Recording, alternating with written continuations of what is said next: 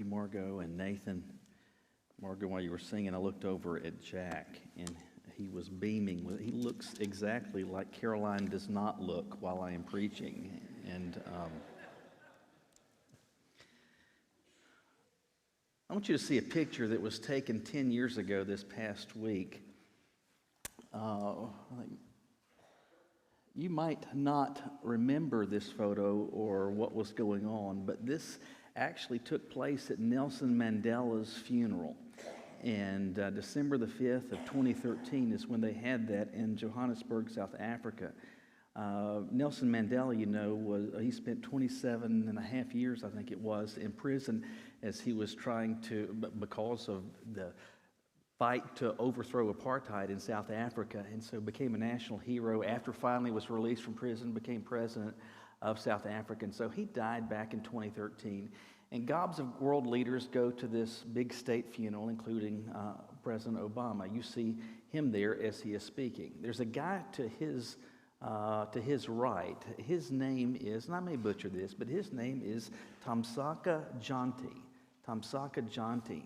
And if you wonder what he's doing there, he's actually signing. He's the interpreter for this state funeral. And you see how close he is to the President of the United States. I mean, rare is the occasion that anybody gets that close to any president.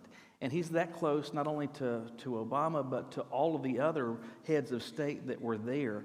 And this has got to be one of the most secure places on the earth at that moment because of all the Secret Service, because of all the intelligence agencies, because of all the people guarding all of these heads of state. And you've got that guy, he's 2 feet away from the President of the United States, but he's there interpreting. Here's the problem. He doesn't know sign language. And everything he does is just gibberish. And so it was like a big charade thing. So as Obama and others are talking, he's just steal second, sounds like. I think this is hilarious. And I would encourage you, if you haven't seen this, go on YouTube, look this up, and you can watch this guy as he's standing there, and he is straight-faced the entire time. And apparently Twitter was blowing up as he's doing this because you've got the deaf community worldwide saying, what? That doesn't mean anything. And so he's just up there just doing this. I think that is absolutely hysterical. But one of the things that I wondered, and I'm sure more than a few people were wondering as soon as it was discovered that this guy was a fraud, how in the world does he get that close to these types of people? How is he standing 2 feet away from the President of the United States? How is he standing feet away from all of these world leaders? How in the world is he, what's he even doing in that zip code? This guy is a charlatan. How did this happen? And best I can tell, it seems that he just kind of presented himself as the interpreter. Okay, the stage is there. And somehow, some way, this cacophony of failures and security breaches continues so that this guy gets on the platform. And he gets on the platform and he's doing this because of what people think that he is. They think he's the interpreter, and if you think that he is the interpreter, then you put him on the stage. You put him just feet away from some of these world leaders. What you think a person is has a real and meaningful impact on you. For example, this morning, if you were driving on your way to church today, or maybe you were driving around yesterday, and there was a Dodge Charger that came behind you, you might have taken your foot off the gas. Why? Because you were thinking, that could be an unmarked car. That could be a trooper. That could be a deputy. That could be a Greensboro officer, High Point. It could be. What you think a person does affects how it is that you act. That's not simply true with respect to people getting access to secure locations. It's not simply true as it relates to us putting our foot off the gas and onto the brake, but it also has impact spiritually speaking. And what it is that a person thinks about Jesus, or what they think him to be, has a meaningful effect. But what effect? I mean, the truth is, whether someone's a follower of Christ or not, Any opinion that they have ultimately about Jesus has an impact. It has an effect on them. But what type of effect?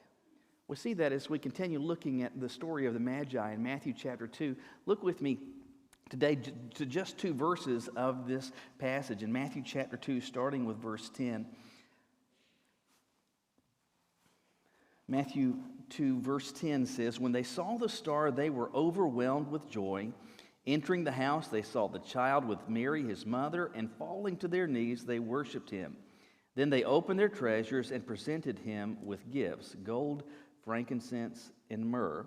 And being warned in a dream not to go back to Herod, they returned to their own country by another route." So last week we started and we looked at the totality, the big picture of this story. But starting today and leading up into Christmas, we're going to pay attention to the specific gifts that they give to Jesus. And the first gift that you see that's described here in what the Magi give to Jesus is gold.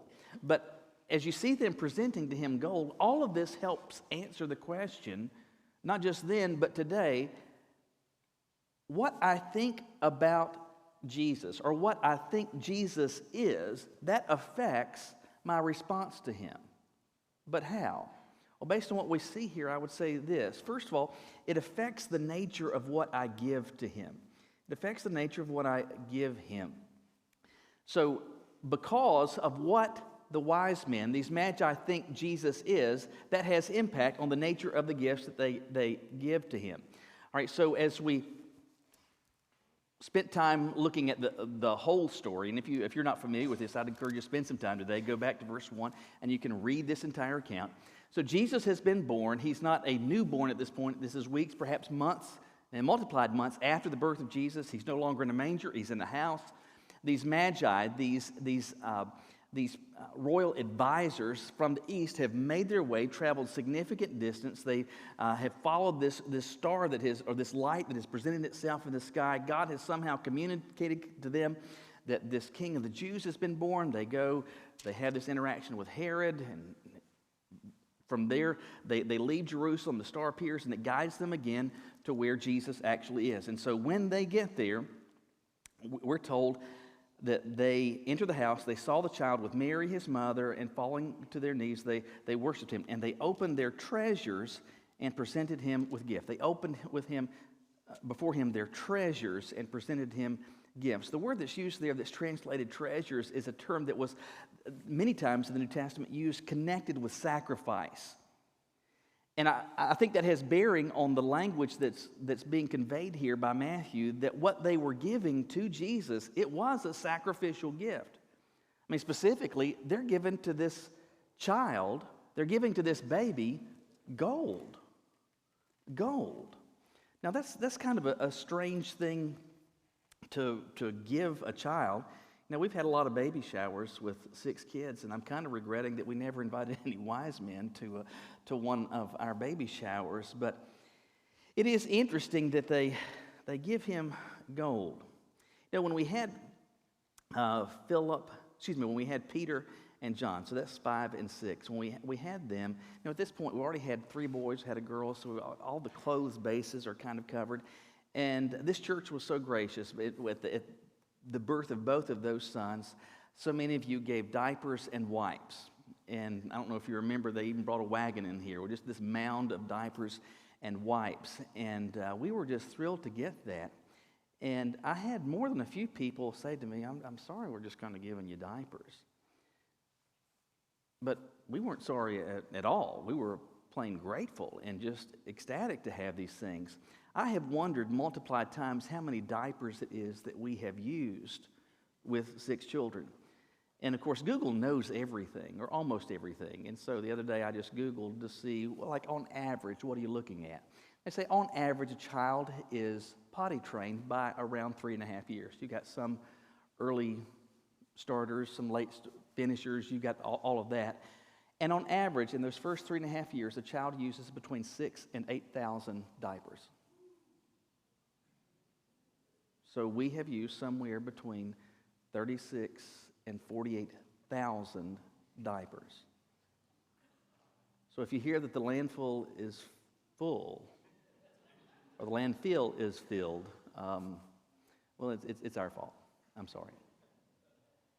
48,000 diapers. And again, we had some folks that were like, oh, I'm so sorry that we're just giving you diapers. Like, no, we are so grateful to have them. Do you know why? Because babies need diapers. That's a very sensible, practical gift, because that's a gift that is absolutely going to be used. It makes sense to give a baby diapers. It doesn't make any sense to give a baby gold. What are they going to do with that? Gnaw on it? Why in the world would you give to a baby gold? It's not unusual that this type or this level of gift giving occurs, because in ancient days, and in fact going all the way back to Genesis, you see some examples of where individuals were given some particularly notable things. For example, back in Genesis chapter 43, you have Jacob sending his remaining sons back into Egypt. And they are unknowingly going to present themselves to their brother that they have betrayed, Joseph. Maybe you remember that story. Joseph is now the prime minister, essentially, of Egypt. And when Jacob sends them back to Egypt, he tells them this. He says, put some of the best products of the land in your packs and take them down to the man as a gift. A little balsam, a little honey, aromatic gum and resin, pistachio and almonds. So some of the very best stuff that we've got, you take that to this leader, to the number 2 guy in Egypt. Beyond that, you have when the Queen of Sheba goes to see Solomon. So that's the 3rd king of Israel. When the Queen of Sheba goes to see Solomon, we're told she came to Jerusalem with a very large entourage, with camels bearing spices, gold in great abundance, and precious stones. So here you've got the Queen of Sheba, who has a lot, going to see Solomon, who, materially speaking, has even more. And so she's going with a caravan of people. She goes with a gob of spices. She goes with jewels and precious stones and stacks of gold to give Solomon. Do you know what Solomon doesn't actually need? Solomon doesn't need any more gold. Probably doesn't need any more spices. Probably doesn't need any more jewels. Well, why in the world would the Queen of Sheba give him a gift like that? Why would the prime minister of Egypt, who wants for nothing, have to be given a gift that would have been significantly costly and of significant value by people who had very little in the midst of a famine? Why in the world would you do that? In both instances, these gifts are motivated exactly the same way the Magi's gift of gold is as they give it to baby Jesus. The gift is given based on what they think he is. They give, in Joseph's day, they give these gifts to Joseph based on what they think he is. He's the number 2 guy in charge. The Queen of Sheba gives Solomon these precious, expensive, sacrificial gifts because of what she thinks that he is. He is the king of Israel. They give to Jesus gold. He doesn't need gold. He can't really use gold. He's a baby at this point. But why do they do that? Because of what they think he is. And what do they think? When they appear to Herod in verse 2, what do they say? They say, "Where is the one who has been born king of the Jews?" They wanted to give Jesus this precious gift, a gift designating candidly royalty. Why? Because of what they thought he was. Because they thought him to be king. So what does this have to do with us? Well, I think we have to pay attention not simply to the fact that the wise men gave based on what they thought that he was, but Herod responds also based on what he thought Jesus was. You know, he doesn't seek to give him a great gift. What he seeks to give him is a death penalty. Well, why does he want to do that? Well, because he thinks Jesus is a threat, and threats need to be eliminated. But the wise men, these magi, they give to Jesus this great gift, this gift of gold, because they believe him to be a king. What you think Jesus is affects what you want to give to him. It affects the nature of your giving to him. You know, I hope if you're here today, it is because you realize, among other things, that Jesus is the singular solution to our sin problem, to your sin problem. That he's the bridge that unites us back to the one that we are separated from, to the one who made us. And if you believe that, if you know that, I believe ultimately that is going to affect what you give to him. And hopefully it has led you, and if it hasn't, I hope that today what it leads you to do is to give to him your sin and experience his forgiveness, to give him your heart and life and let him give you a life that is abundant and eternal. Beyond that, if you believe that Jesus is what he presented himself to be, what is said of him, there's stacks of other ways that we give. And certainly there's monetary giving that we do to support the advance of the message about him, but there's other ways that we give too, in terms of like the manner in which we serve. And whether we actually serve or not, or if we're just kind of a bystander, a pew sitter, and just a watcher and observer, or whether we're actually in the game and actually involved in the process of pointing others to him. What you think him to be affects whether you're going to give something and the nature of what you want to give. So my question for you is this, or my challenge for you is this.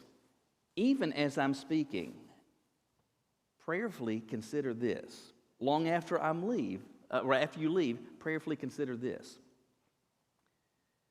You are rendering something to Jesus based on what you think he is.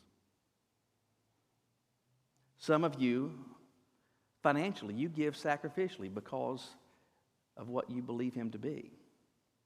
Some of you give of time significantly because of what you think him to be.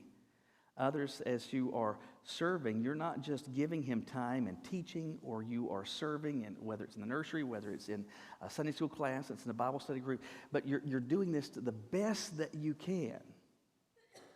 Why? Because of what you think him to be. Others, candidly, if you're doing nothing, doesn't that say something about what you think he is? I think it has to. And if all you're doing is showing up on a Sunday, or all you're doing is just sitting back and watching, I'm telling you, that says something about what you think Jesus is. And if he is, as the wise men understood, to be a king and a ruler and one that is to be followed, one to whom that you would want to give your absolute best, if you think that, it's going to be reflected in what you return back to him. So what does your giving to him look like? What I think about him, it affects my response to him, not only in the nature of what I give to him, but we see also that it affects my attitude towards him. It affects my attitude towards him. In verse 11, it says that they entered the house, they see the child with Mary his mother, and they fall to their knees and they worshiped him. So that's what the CSB says. The Greek words used there best translate the idea of them falling to the knees, but the word translated as worship conveys the idea simply of showing reverence. But it's interesting, they come in and there's this, not just a kid, this is a baby, a very young child, and they're giving this kid gold, and they're falling down on their knees as an act of reverence before this child. If it hasn't struck you, I would encourage you to ponder this thought. Isn't that kind of strange?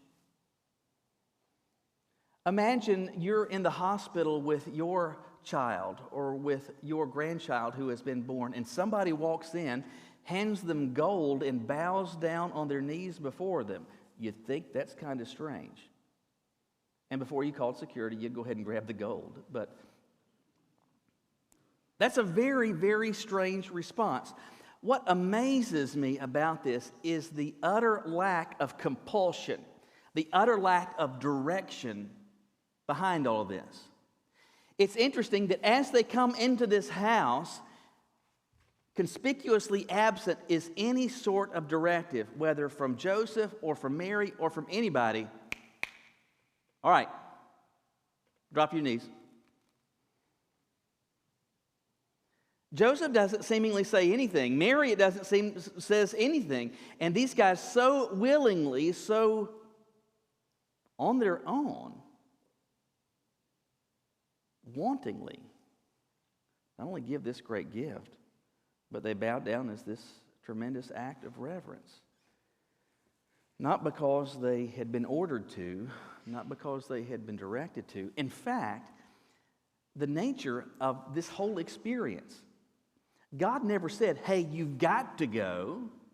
I mean, the fact that they have traveled this great distance, the fact that they have spent probably weeks and maybe even months traveling to get there, the fact that they have risked life and limb because traveling would have been dangerous, the fact that they are giving sacrificially, all of these things are done not because they're ever told, you've got to do this. They do this because of what they think Jesus is, and because what they think he is, that affects the attitude that they have before him. They want to do this.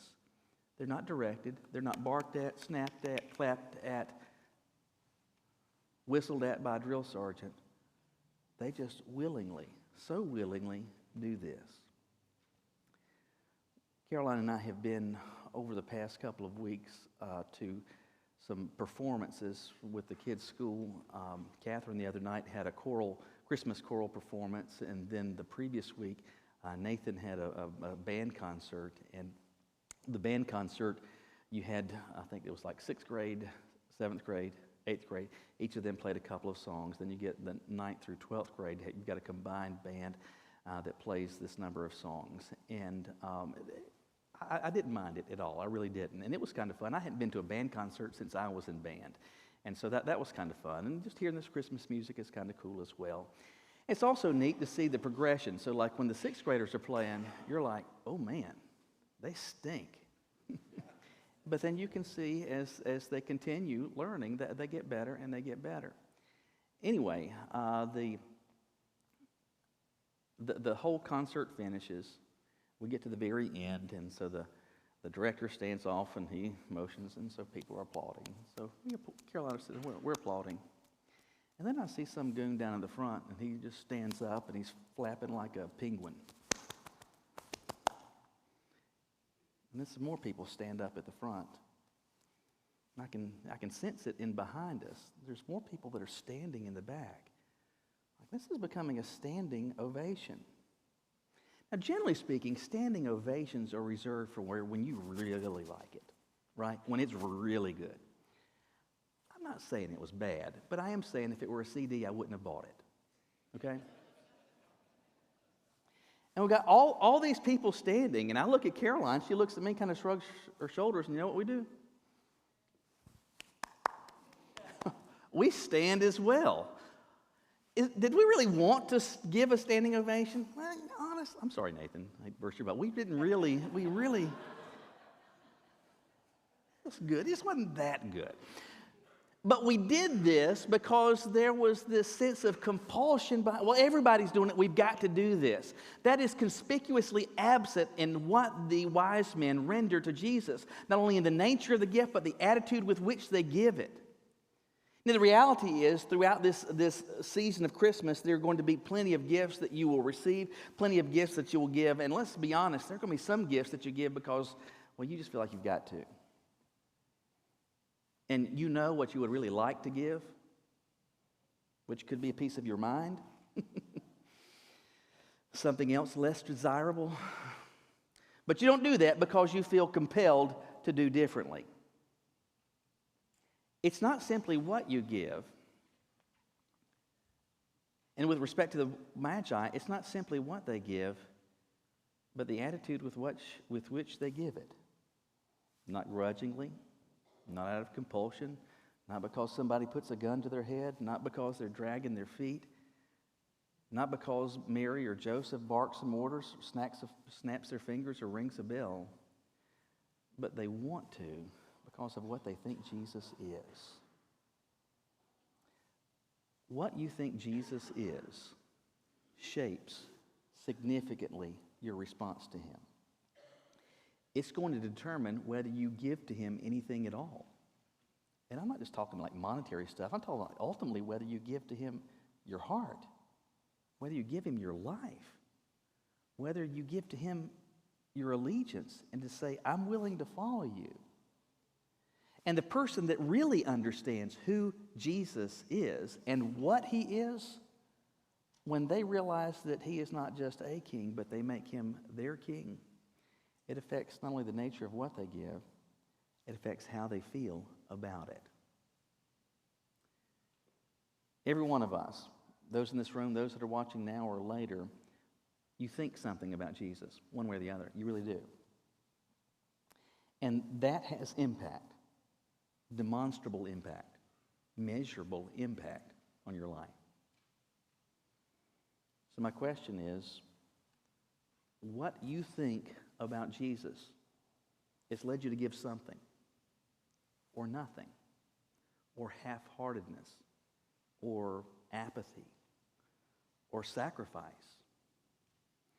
Not only that, but as you have given, there was an attitude behind it that's motivated, that's shaped, that's affected by what you think he is.